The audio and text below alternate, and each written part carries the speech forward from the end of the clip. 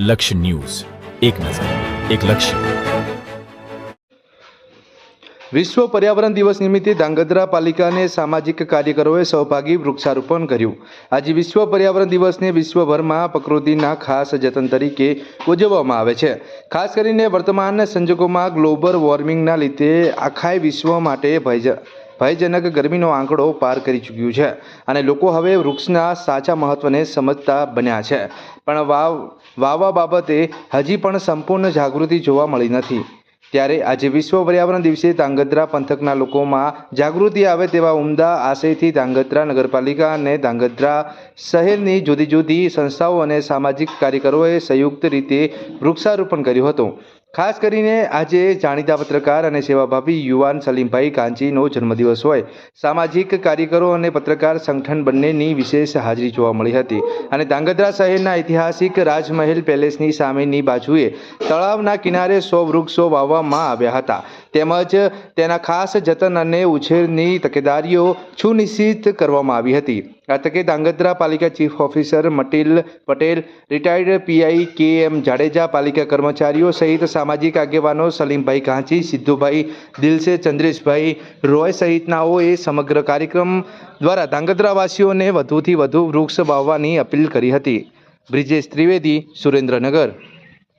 આજે વિશ્વ પર્યાવરણ દિવસ 5 જૂન નિમિત્તે ધાંગધ્રા નગરપાલિકા તેમજ ધાંગધ્રાની સામાજિક સંસ્થાઓ દ્વારા વૃક્ષારોપણનો કાર્યક્રમ યોજવામાં આવ્યો હતો.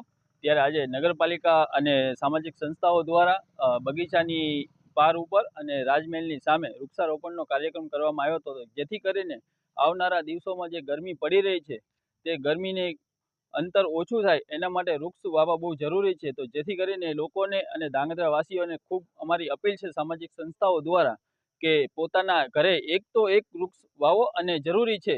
વૃક્ષ જીવનની અંદર જરૂરી છે. જો વૃક્ષ નહીં વાવો તો આવનારા દિવસોમાં ગરમીનું અને પાણીનું પણ શોષણ બહુ થવાનું છે. તો જેથી કરીને વૃક્ષ વાવવા જરૂરી છે. તો અમારા સામાજિક સંસ્થાઓ દ્વારા આપ સૌને નમ્ર અપીલ કરવામાં આવે છે કે એક તો એક વૃક્ષ જરૂર વાવો.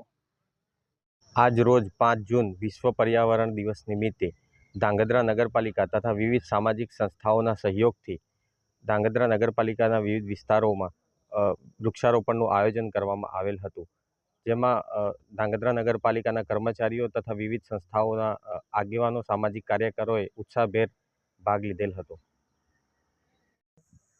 કે.એમ. જાડેજા, નિવૃત્ત પોલીસ ઇન્સ્પેક્ટર છું અને 2011 પછી નિવૃત્તિ પછી મારી પ્રવૃત્તિ મુખ્યત્વે જોગાસર તળાવ છે અને સ્ટેટનું મંદિર છે ત્યાં રહી છે અને સાથે સાથે જે બગીચા ઋતુરાજ ટોકીઝ સામે અને રાજમહેલ સામે છે ત્યાં જે પ્રવૃત્તિ થાય છે, ભૂતકાળમાં આ પ્રવૃત્તિનો વિકાસ દાજી બાપુએ કરેલો જે સ્વર્ગસ્થ થયા છે અને એમાં પછી સામાજિક કાર્યકરોએ અને પત્રકાર મિત્રોએ જે ગઈકાલે મેસેજ આવ્યો સલીમભાઈનો અને એના જન્મદિવસ નિમિત્તે તમામ પત્રકારો અહીંયા ઉપસ્થિત થયા છે. નગરપાલિકાના જે કર્મચારીઓ, સીઓ સાહેબશ્રી, એ બધાએ અહીંયા એક વૃક્ષારોપણનો કાર્યક્રમ યોજાયેલ છે એટલે મને બહુ જાણીને ખુશી થયો અને અત્યારે વૃક્ષારોપણના કાર્યક્રમમાં બહુ જ અગત્યતા છે.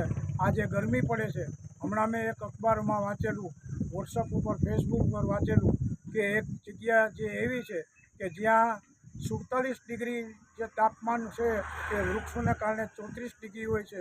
એટલે મારી પણ એક નૈતિક રીતે બધાને અપીલ છે કે ગમે તમારા ઘરમાં તો ઘરમાં, બાજુમાં તો બાજુમાં, પ્લોટમાં તો પ્લોટમાં, દરેક જગ્યાએ વૃક્ષારોપણ કરવા એવી મારી નમ્ર વિનંતી છે.